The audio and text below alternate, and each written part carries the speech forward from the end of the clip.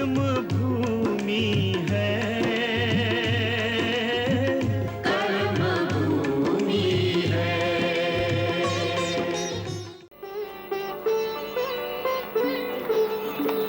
बाबूजी वो पेढ़ी की चाबी लो। अरे सुना, ये कॉलेज के बाद चाबियां घर छोड़ कर जाना। मैं तकाज़ों के बाद जल्दी ही घर आने की कोशिश करूंगा। जी हाँ।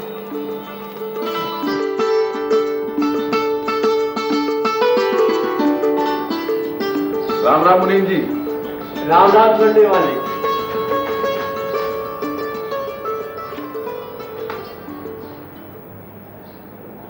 नमस्ते अमर भैया। अमर भैया, हम बड़ी मुसीबत में हैं। हमारे मोहल्ले के आसपास के सारे नाले बंद हैं। इसी गंदगी की वजह से मच्छर पनप रहे हैं और मोहल्ले भर में घर घर मलेरिया फैला हुआ है। क्यों? कुनैन नहीं बांटी का हेल्थ वालों ने? कुछ नहीं हो रहा है। उनका कहना है कि जब तक गंदगी दूर नहीं होगी मलेरिया भी फैलेगा और हैजा भी। और फिर अगले हफ्ते घाट पे एकादशी का मेला लगने वाला है और भीड़ बढ़ जाएगी। ये सफाई महकमे का इंचार्ज कौन है? पांडे जी। आइए मेरे साथ, उनसे मिलते हैं।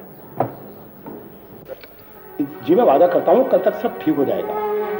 आज अकाउंट डिपार्टमेंट में मुझे कुछ काम है, फिर देख लेंगे। नहीं पांडे जी, ऐसे नहीं चलेगा। और बाद में क्यों? आप अभी आइए हमारे साथ।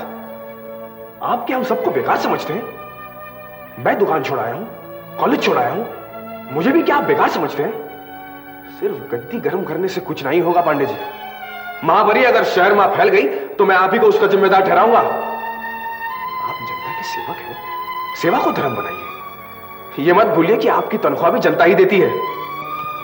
चलिए। ठीक है, चलिए। चलो यहाँ से, वहां से, हाँ वहां ले लो, ये यहाँ ले लो, यहाँ से निकालो। हाँ उठाओ उसको, वहां रखो। चलो, हाँ तुम निकालो, उठाओ उठाओ वहां से, सब अच्छी तरह साफ करो। धन्यवाद पांडे जी, मैं आपका बहुत बहुत आभारी हूं। अच्छा, तो मैं चलूं? जी।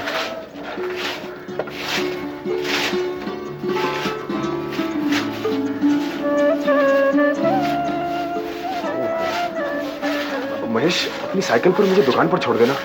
वो पेढ़ी की चाबियां पड़ी हैं, बाबूजी राह देखते होंगे। चलो। हाँ।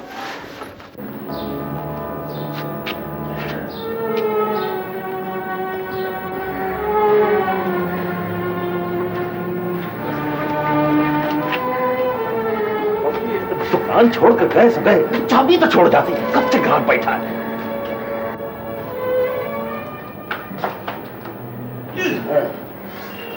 बस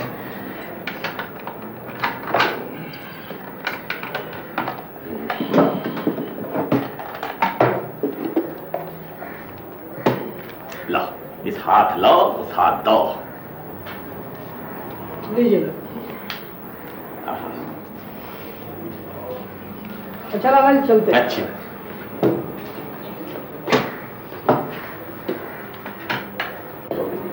दुकान, कॉलेज और लीडरी, ये तीनों एक साथ नहीं चल सकती बचवा।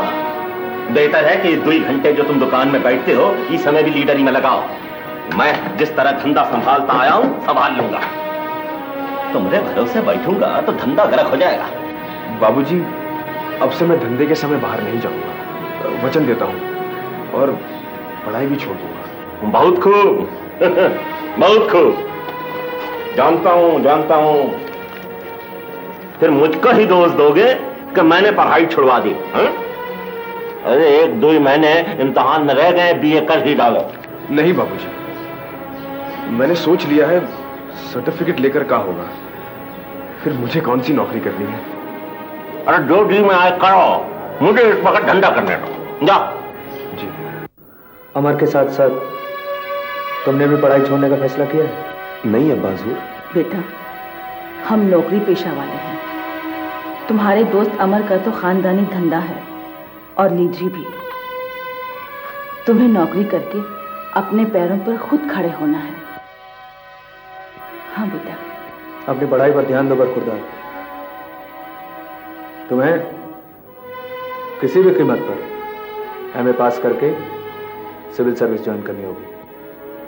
जाओ, अपने इम्तिहान की तैयारी करो। जी अब्बा हुजूर। अरे बड़ी भी, आबाद रहो। आपने आने की तकलीफ क्यों की बड़ी भी? मैं तो खुद ही एक आध रोज में आने वाला था। आइए। नहीं बेटा, मुझे तो इधर आना ही था। बहू जी ने कुछ दिन पहले 2 साड़ियाँ दी थी कसीदाकारी के लिए, बस उन्हें भी लेकर आई हूँ। अच्छा, सुगदा ने साड़ियों का काम आपसे करवाया था? हाँ। ये तो बहुत अच्छी बात है। बड़ी भी, कुछ ज्यादा ही पैसे लीजिएगा उससे, बहुत माल पड़ा है उसके पास। नहीं बेटा नहीं, अपने ही घर को लूटूंगी तो अल्लाह को कौन सा मुंह दिखाऊंगी। फिर तुम लोगों के आसरे ही तो मेरा बुढ़ापा कटा है, और अब तुम लोगों के फजल से ही जल्दी ही बेफिक्र होने वाली हूँ। क्या मतलब? सकीना के लिए एक होनहार लड़का मिल गया है, 8-10 साल से दर्जीगिरी कर रहा है। अल्लाह ने चाहा तो 1-2 साल में अपनी ही दुकान खोल लेगा। आप सकीना की शादी एक दर्जी से करेंगी? और नहीं तो क्या, कौन सा डॉक्टर इंजीनियर उसके लिए बैठा है। फिर सकीना भी सीना परोना जानती है, दोनों मिलजुल कर दुनिया आबाद कर लेंगे। सकीना से पूछा आपने? लड़कियों से क्या पूछना, और फिर शरीफ लड़कियां अपने मुंह से कुछ कहती हैं भला। ठीक है बेटा, अल्लाह तुम्हें बरकत दे। बहू जी को ये साड़ियाँ देकर 1-2 जगह और जाना है। हाँ हाँ जाइए।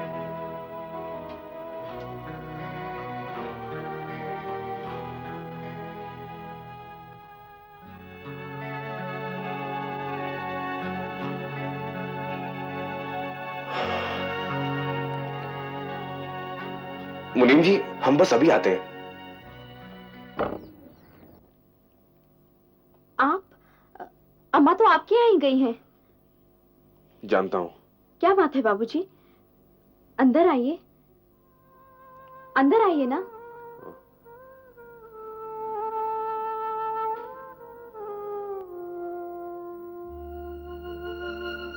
क्या बात है बाबूजी, आप इतने परेशान क्यों हैं? सकीना, जो राज इतने दिनों से मैंने छिपाया था, सोचा था एक दिन मौका मिलने पर बता दूंगा, लेकिन अब मैं अपने आप को रोक नहीं सकता। सकीना, मैं अपना सब कुछ, अपनी सारी जिंदगी तुम्हारे कदमों पे कुर्बान करने को तैयार हूं। मैं जो जिंदगी जी रहा हूं वो तो जेल खाने से भी बदतर है। मुझे जो पत्नी मिली है, भले ही वो संगे मरमर की मूरत क्यों ना हो, लेकिन उसमें न दिल है और न ही मेरे लिए कोई एहसास। सकीना, जिस दिन से मैंने तुम्हें पहली बार देखा, उस दिन से मुझे ऐसा लगा जैसे मुझे अपनी मंजिल मिल गई है, और तुम्हें पाने के बाद मुझे ऐसा लगता है जैसे मैं सब कुछ पा लूंगा। बाबूजी, खुदा जानता है आपके लिए मेरे दिल में कितनी इज्जत है।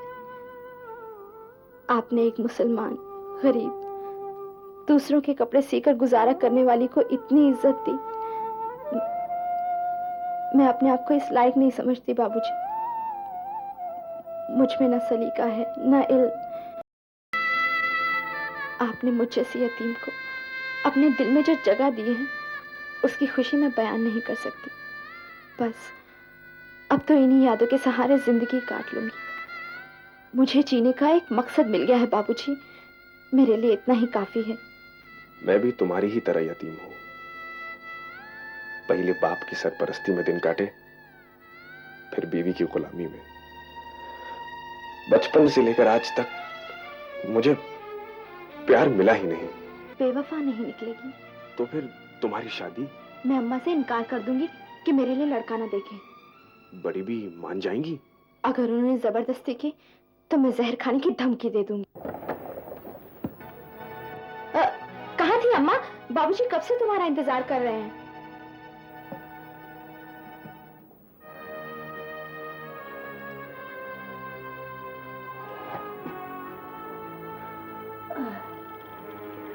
माफ करना बड़ी भी, वो आप जब दुकान पर आई थी ना, तो मैं अपने आप में नहीं था। वो दरअसल बाबूजी से किसी बात पर डांट डपट हो गई ना, इसीलिए मैं आपसे सकीना की शादी में रुपए पैसों की मदद की बात नहीं कर सका। सोचा था अब तक घर पहुंच चुकी होंगी, इसीलिए दुकान छोड़कर भागा भागा आया। आप फिक्र मत करिए बड़ी भी, आपको जितने भी रुपए चाहिए मुझसे कहे, मुझसे जो हो सकेगा मैं करूंगा। मुझे तुमसे यही उम्मीद थी बेटा, बहू जी ने भी यही कहा था, लेकिन मैं सबसे पहले अपना हाथ लाला जी के सामने ही फैलाऊंगी। अच्छा, जैसे आपकी इच्छा पड़ेगी। अच्छा, अब मैं चलता हूँ। अच्छा बेटा। कल जरूर आना।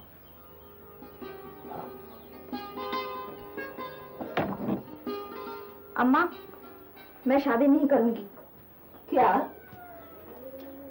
कर्म भूमि